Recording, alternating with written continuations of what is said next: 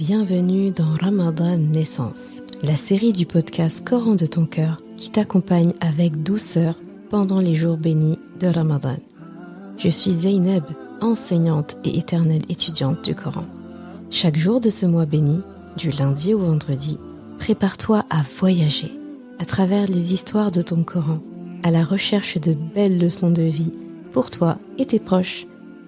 Ramadan Naissance, parce que chaque Ramadan est censé être ta renaissance et chaque Ramadan est censé être ta station d'essence. Bismillahirrahmanirrahim.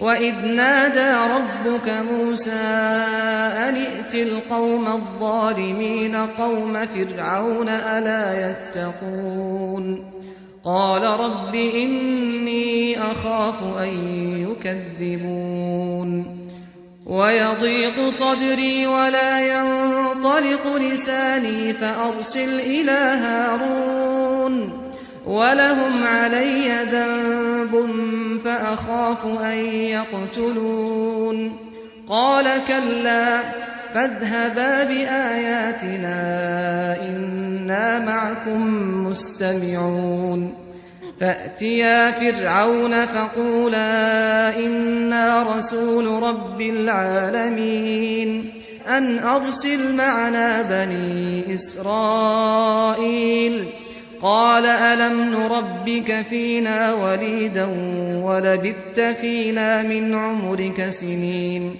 وفعلت فعلتك التي فعلت وأنت من الكافرين قال فعلتها إذا وأنا من الضالين ففررت منكم لما خفتكم فوهب لي ربي حكما وجعلني من المرسلين وتلك نعمة تمنها علي أن عبدت بني إسرائيل قال فرعون وما رب العالمين قال رب السماوات والأرض وما بينهما إن كنتم موقنين قال لمن حوله ألا تستمعون قال ربكم ورب آبائكم الأولين قال إن رسولكم الذي أرسل إليكم لمجنون قال رب المشرق والمغرب وما بينهما إن كنتم تعقلون قال لئن اتخذت إلها غيري لأجعلنك من المسجونين قال أولو جئتك بشيء مبين قال فأت به إن كنت من الصادقين فألقى عصاه فإذا هي ثعبان مبين ونزع يده فإذا هي بيضاء للناظرين قال للملأ حوله إن هذا لساحر عليم يريد أن يخرجكم من أرضكم بسحره فماذا تأمرون. Et lorsque ton Seigneur appela Moussa, « Rends-toi auprès du peuple injuste, peuple de Pharaon, ne craindront-ils pas ?» Il dit, « Seigneur, je crains qu'il ne me traite de menteur, que ma poitrine ne se resserre et que ma langue ne soit pas déliée. Envoie donc Haroun. Ils ont un crime à me reprocher et je crains qu'ils ne me tuent. » Mais Allah lui dit, « Jamais. Allez tous les deux avec nos miracles, nous resterons avec vous et nous écouterons. Rendez-vous donc tous les deux auprès de Pharaon, puis dites, nous sommes le messager du Seigneur de l'univers, pour que tu renvoies les enfants d'Israël avec nous. Pharaon dit, ne t'avons-nous pas élevé chez nous tout petit, et n'as-tu pas demeuré parmi nous des années durant de ta vie? Et puis tu as commis le méfait que tu as commis en dépit de toute reconnaissance. Je l'ai fait, dit Moussa, alors que j'étais encore parmi ceux qui s'égarent. Je me suis donc enfui de vous quand j'ai eu peur de vous, puis mon Seigneur m'a donné la sagesse et m'a désigné parmi les messagers. Et est-ce là un bienfait de ta part que tu me rappelles avec reproche, alors que tu as asservi en esclavage les enfants d'Israël? Il dit, Pharaon, et qu'est-ce que le Seigneur de l'univers? Il dit, Moussa, le Seigneur des cieux et de la terre et de ce qui existe entre eux, si seulement vous pouviez en être convaincus.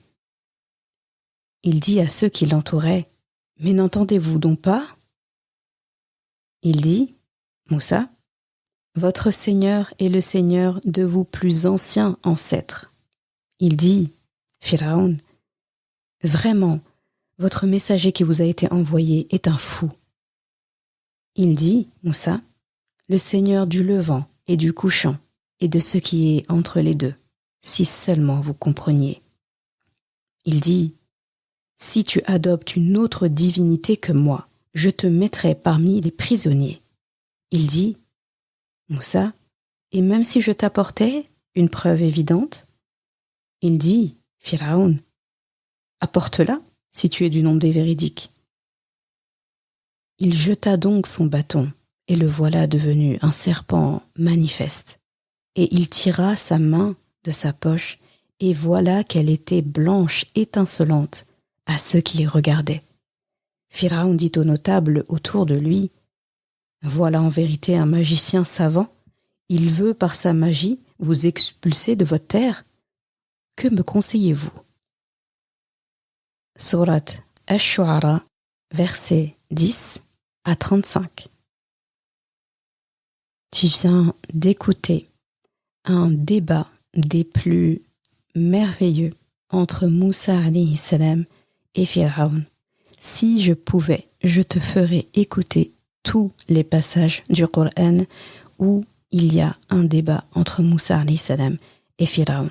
Parce que si tu veux apprendre comment débattre, comment discuter, comment argumenter, c'est l'endroit où il faut être. Les conversations entre Moussa et Pharaon dans le Coran sont des pépites vivantes.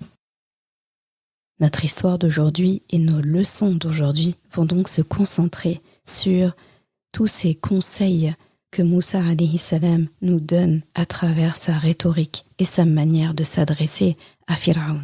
Mais avant d'aller parler à Pharaon, je t'ai laissé un petit passage où Moussa alayhi salam, lorsqu'Allah subhanahu wa ta'ala lui donne cette mission d'aller directement vers Pharaon, pas vers ses ministres, pas vers ses envoyés, directement vers le roi en fait, le chef d'État qui a plein de choses à lui reprocher, d'aller directement vers lui pour parler. On a un Moussa alayhi salam inquiet. Inquiet d'abord parce que il a peur qu'on le traite de menteur. Il a peur qu'on mente au sujet d'Allah au moment où il va parler d'Allah. Et ça, il dit clairement à Allah que ça risque de le mettre hors de lui. Donc il a peur de la colère. Et s'il entre dans une colère, il perdrait le contrôle, il perdrait ses mots et il bégayerait. Et il dit, en plus, j'ai tué quelqu'un, c'est pour ça que j'ai fui la ville. Après tant d'années, quand je reviendrai, je vais tout simplement raviver ça, cet arrêt de mort, et dès que je franchis le pas du pays, du palais, on risque de m'appliquer la sentence qu'on aurait dû m'appliquer jadis et me tuer tout simplement. Et Allah subhanahu wa ta'ala, dans sa grandeur, chaque fois qu'il parle à Moussa, si tu regardes bien dans le Coran, il est toujours en train de le rassurer. Il est toujours en train de le calmer. Si tu veux voir une démonstration de gérer ses émotions, de contrôler ses émotions, de ne pas les taire, mais d'apprendre à jongler avec elles, eh bien, là, il faut que tu étudies et il faut que tu te concentres sur les discussions entre Allah subhanahu wa ta'ala et Moussa alayhi salam. Parce qu'il y a de très grandes leçons de maîtrise de soi qui sont enseignées par Allah à Moussa alayhi salam. Et que répond Allah? Pas de panique, faut pas s'inquiéter. Déjà, vous êtes 2 messagers. J'envoie Haroun avec toi, d'accord? Et pour montrer à quel point il faut être uni et à quel point Moussa alayhi salam n'a rien à craindre, quand il parle de Moussa et Haroun alayhi salam qui sont envoyés, il emploie, si tu regardes le mot en arabe, Rasoul, le messager, alors qu'ils sont deux. Allah subhanahu wa ta'ala dit « Allez voir Firaoun et dites-lui, nous sommes le messager », comme pour dire que on est unis en fait, on dit la même chose. On n'est qu'une personne en réalité, lorsqu'il s'agit de parler d'Allah. Donc Allah lui dit, déjà vous êtes deux. Ensuite vous partez avec mes miracles, les miracles que Allah subhanahu wa ta'ala donne à Moussa alayhi salam et tous les signes qu'il va lui donner.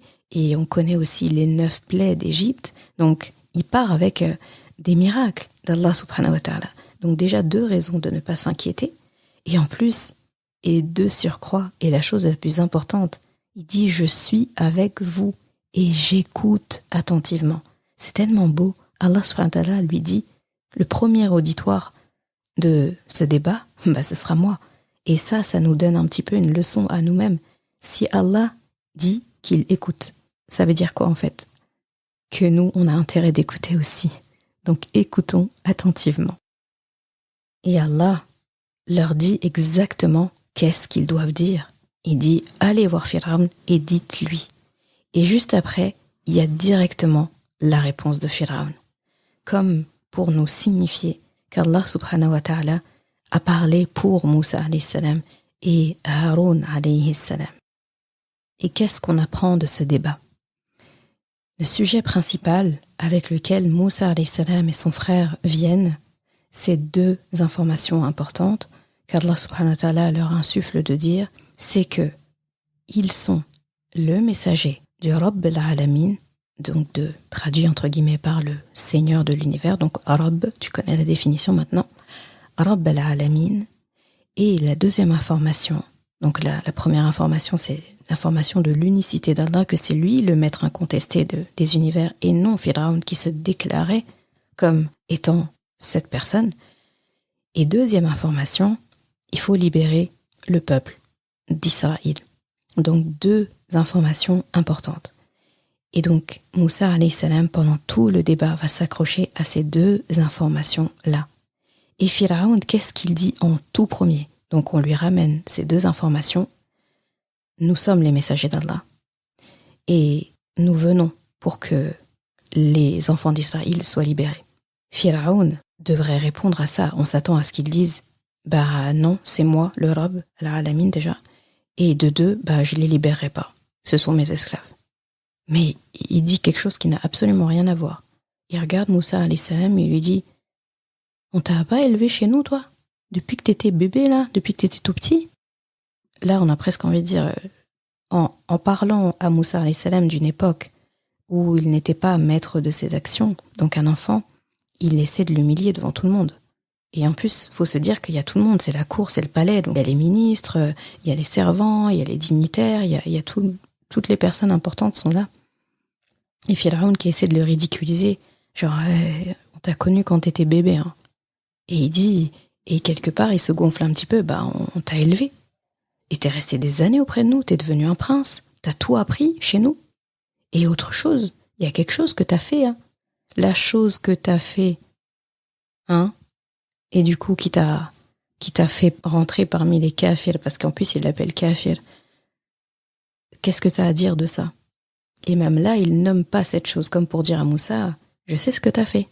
Toi et moi, on sait ce que t'as fait, t'as tué un homme. Donc, déjà on t'a élevé chez nous, depuis que t'étais bébé, t'as grandi dans ce palais, t'as tué quelqu'un, et tu parles. Et Moussa alayhi salam ne se laisse pas déstabiliser. Il a fait exactement le contraire que beaucoup font comme erreur, c'est se justifier.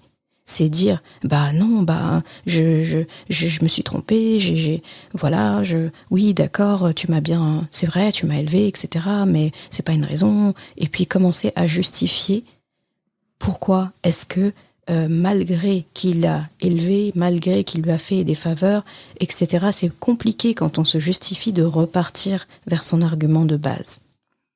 Donc Moussa alayhi salam ne s'est pas justifié. Il a répondu à la question de Firaoun directement, sans se précipiter, sans bégayer, en disant juste la vérité. Il lui répond, oui, je l'ai fait, effectivement. Et là aussi, il fait comme Pharaon. Il ne dit pas, je l'ai tué.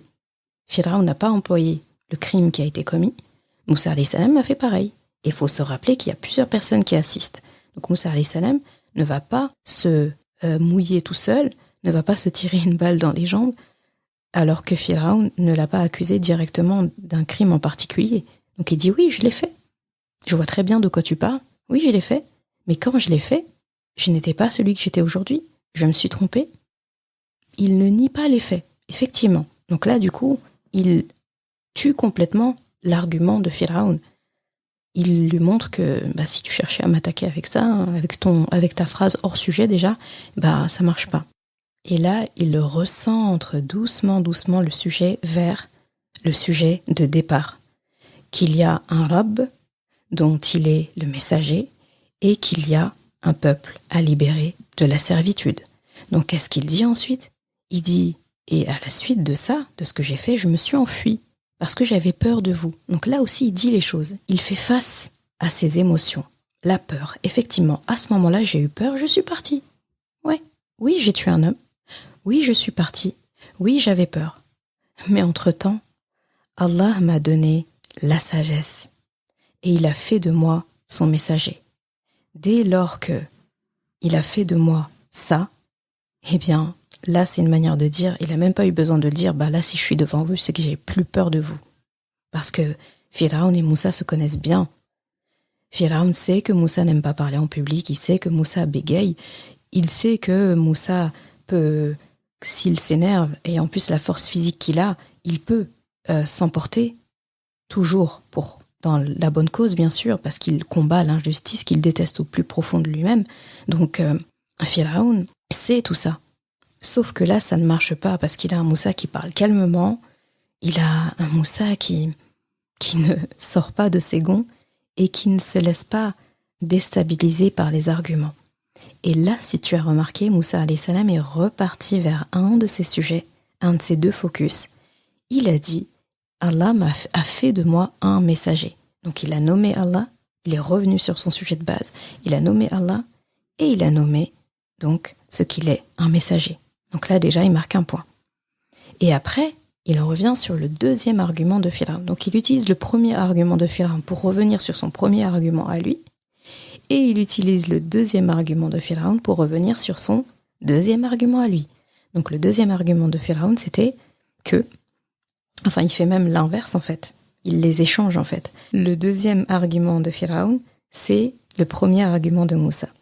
Donc, qu'est-ce qu'il dit ensuite ? Il lui dit, et puis, du coup, est-ce que c'est un bienfait de ta part, c'est-à-dire le fait de m'avoir élevé, c'est ça que tu es en train de remettre sur le tapis, de me reprocher quelque part ? Quelque part, Moussa alayhi salam, en plus, il parle de ni'ama.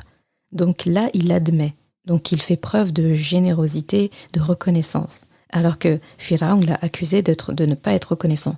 Il lui dit, en gros, merci, c'est bien, tu m'as élevé, c'était une bonne chose, tu m'as accueilli dans ton palais, c'est bien. Mais genre, tu utilises ça pour justifier, toi, à côté, le fait que tu as asservi tout un peuple à l'esclavage. Genre, c'est pas deux poids, deux mesures, là. Le fait que tu m'aies élevé ne compense pas tous les autres crimes que tu as faits. Donc là encore, il a réussi à ramener dans le débat la servitude et le peuple de Banu Israël qui est en esclavage. Donc Moussa alayhi salam est parti de Pharaon qui lui reprochait d'avoir tué quelqu'un pour revenir sur le sujet. D'accord, j'ai tué quelqu'un, mais entre-temps, je me suis enfui et je suis devenu un messager, le messager d'un Rabb. Donc là, il revient sur son sujet. Et ensuite, qu'est-ce qu'il dit ? D'accord, ouais, tu m'as élevé, merci bien. Mais du coup, toi, à côté, t'as servi un peuple, en fait. Donc, t'as peut-être fait une bonne chose dans ta vie, mais t'as fait plein d'ignominies, en fait, à côté qui ne peuvent pas être compensées par ça. Donc, il revient sur le sujet de l'esclavage.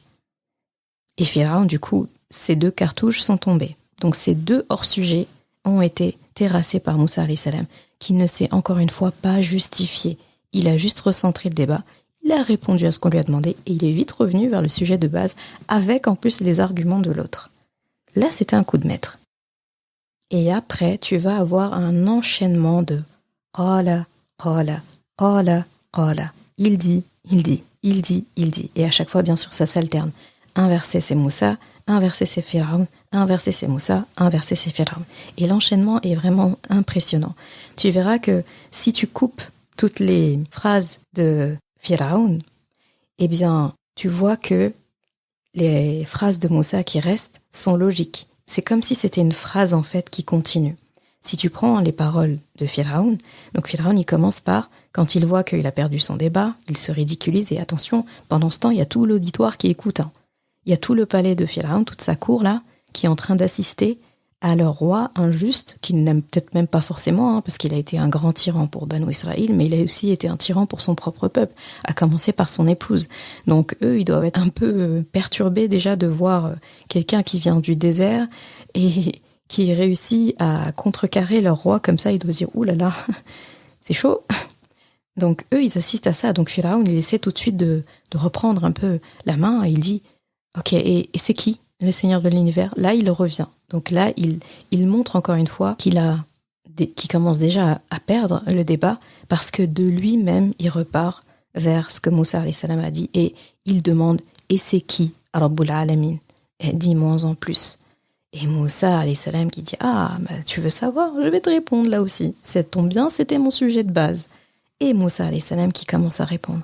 Et là, il répond « C'est le Seigneur des cieux, de la terre et de ceux qui existent entre eux. » Et après, il dit « Si seulement vous pouviez être convaincus. » Donc regarde là aussi comment il répond pas seulement à Firaun, il répond au pluriel.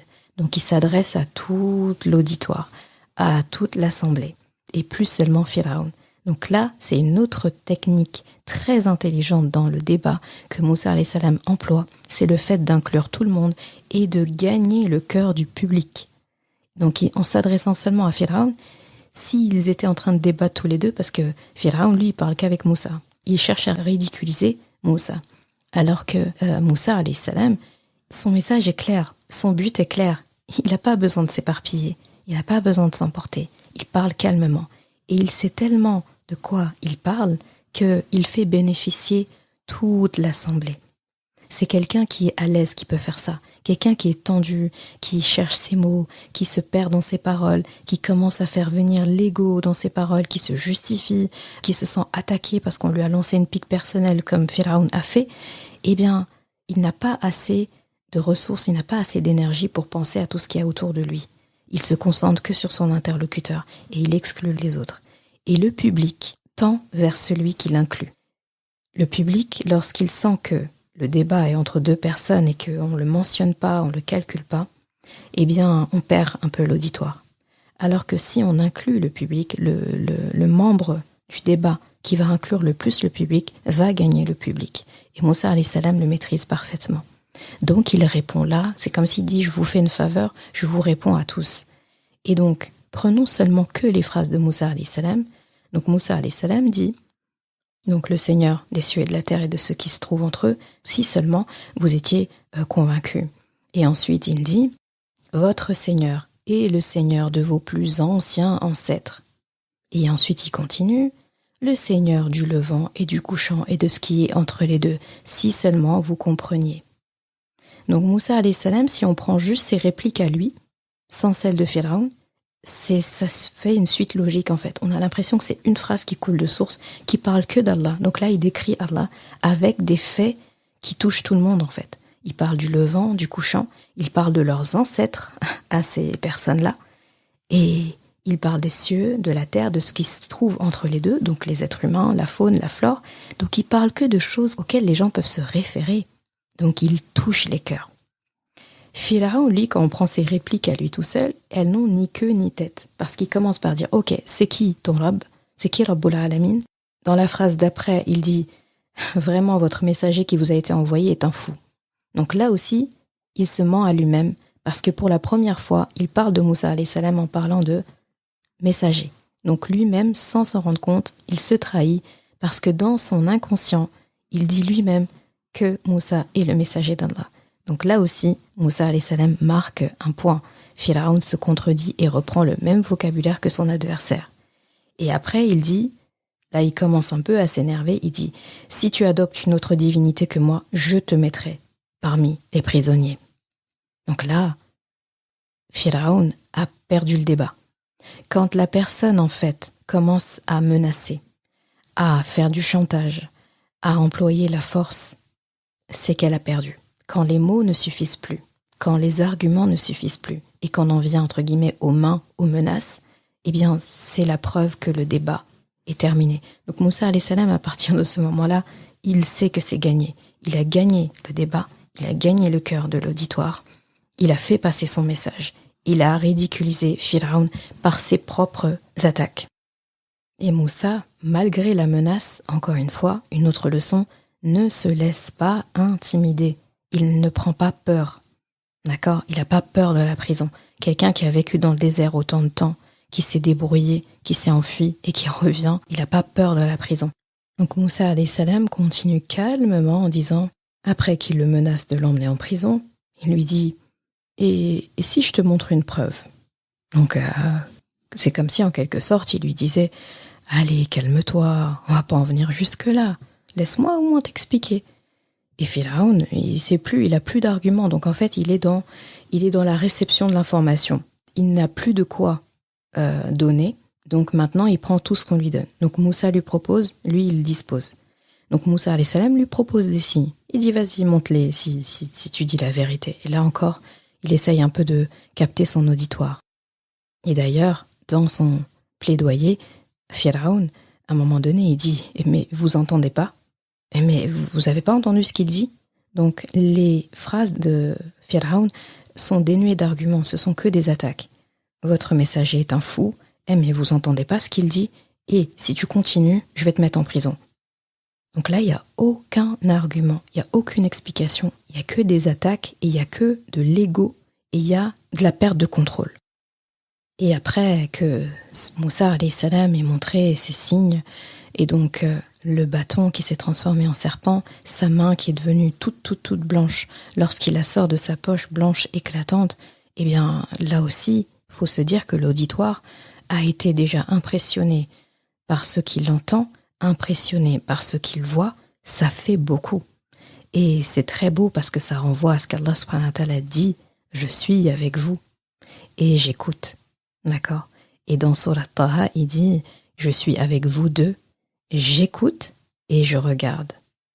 Donc c'est très beau, Allah subhanahu wa ta'ala qui écoute et qui regarde et qui fait de sorte que les autres écoutent ce qu'il veut qu'il écoute et voient ce qu'Allah veut qu'il voit.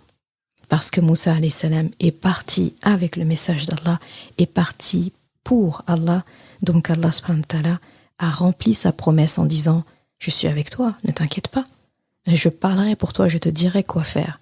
Je suis derrière toi. I have your back, comme on dirait en anglais. J'assure tes arrières, ne t'inquiète pas. » Et bien là, c'est réussi avec brio. Et là, on se dit, ah, c'est Moussa alayhi salam qui avait peur d'aller seul. C'est Moussa alayhi salam qui avait peur de bégayer. C'est Moussa alayhi salam qui avait peur d'être traité de menteur ou peur qu'on le tue. Eh bien, c'est lui qui gagne le débat avec brio. Et à la fin, Pharaon est tellement, mais tellement désemparé que celui qui se déclarait Rabbul Alamin se tourne vers les notables, donc vers les plus importants des personnes autour, parce que finalement c'est de eux qu'il a intérêt de gagner l'attention, parce que quand on est roi, le roi, la personne dont il a le plus peur finalement, c'est l'armée, c'est ceux en fait qui ont la force, parce que si eux il les a pas dans sa poche, ils peuvent se retourner contre lui et il n'est plus personne. Donc du coup il se tourne vers eux en disant c'est un grand magicien, hein. Donc là, il le traite de magicien maintenant. C'est un grand magicien. Et c'est un sorcier, c'est un magicien. Et en fait, avec sa magie-là, il essaie de vous faire sortir de chez vous, en fait. Il essaie de vous faire quitter la ville. Et après, il dit, et vous, qu'est-ce que vous recommandez ? Là, il a atteint le plus bas du ridicule, en fait. Celui qui ne demandait l'avis de personne, qui se déclare Rabbul Alamin, qui dit qu'il est l'autorité, que c'est son peuple, son pays. Là, il veut vous chasser de vos terres. Là, tout d'un coup, ça devient les terres de tout le monde. Et il leur demande conseil. On n'a jamais vu Pharaon demander conseil à qui que ce soit dans tout le Coran, sauf là. Là, il a montré définitivement qu'il a perdu le débat. Je crois que ce passage était éloquent de lui-même. D'ailleurs, cet épisode est beaucoup plus long que ce que j'avais prévu. Mais du coup, on va parler des leçons. Les leçons que je veux que tu emportes avec toi pour ce jour de Ramadan.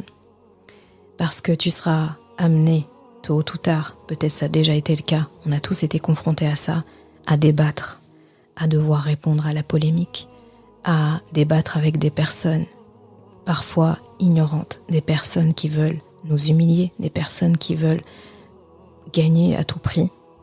Eh bien, il faut connaître les codes du débat. Ce n'est pas pour ne pas perdre, mais c'est pour ne pas manquer une occasion de faire briller la vérité d'Allah subhanahu wa ta'ala. Quelle que soit la situation, toujours rétablir la vérité. La leçon numéro 1, c'est de laisser parler Allah pour toi. Et pour ça, il faut lui faire confiance. Il faut s'en remettre à lui, rien qu'à lui, et se tenir à notre message. En gros, ton plaidoyer ne doit être pour rien d'autre que pour plaire à Allah. Ensuite, il te faudra poser des arguments clairs dès le départ, 2 ou 3 maximum. Regarde Moussa alayhi salam.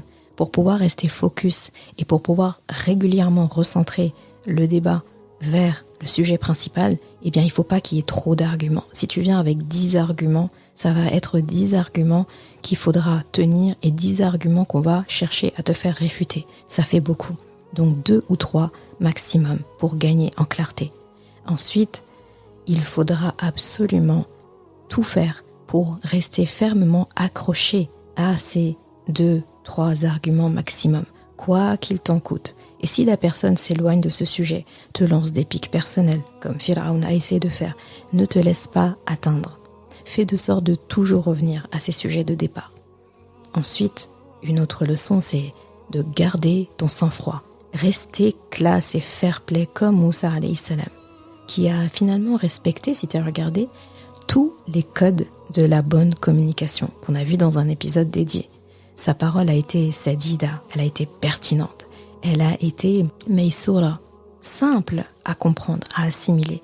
Elle a été layina, comme Allah lui a dit, dis-lui des paroles gentilles, douces. Moussa alayhi salam est resté poli, il est resté correct. Sa parole a été balira, éloquente. Là, je pense qu'on n'a pas besoin de faire de dessin. Elle a été ma'roufa, donc il a dit des paroles convenables, des paroles qui sont reconnues dans les codes de la convenance et de la bienséance. Il a eu une parole karima, donc il a été doux, correct, il a été généreux. Moussa alayhi salam, il aurait pu répondre sèchement, etc. Mais il a été généreux dans les explications, généreux dans les informations, généreux dans la rhétorique. Et Pharaon, lui, il a fait tout le contraire. Il a été impertinent, agressif, il a fait du hors-sujet à plusieurs personnes, il a été moqueur, il a cherché à humilier. L'autre leçon, c'est que celui qui cherche à humilier son interlocuteur ne récoltera que de l'humiliation lui-même de la part de son auditoire, tôt ou tard. Et enfin, ne t'adresse pas qu'à ton interlocuteur. Inclus les autres personnes présentes. Parce que si ces personnes sont là, c'est qu'elles ont une part et elles ont un rôle à jouer. Parce que sinon, si elles ne servaient à rien, eh bien dans ce cas, il faudrait s'isoler avec ton interlocuteur et ne parler qu'avec lui. J'espère que cette conversation très haute, très intéressante entre Moussa alayhi salam et Pharaon, il y en a plein d'autres dans ton Coran, t'aura donné une belle perspective, toi-même, lorsque tu seras amené à discuter avec une personne qui ne veut pas comprendre, avec une personne qui a les traits de l'ignorance, avec une personne qui cherche à te mettre au pied du mur. Qu'Allah subhanahu wa ta'ala délie ta langue, raffermisse et élargisse ta poitrine et te fasse comprendre de ceux à qui tu t'adresses.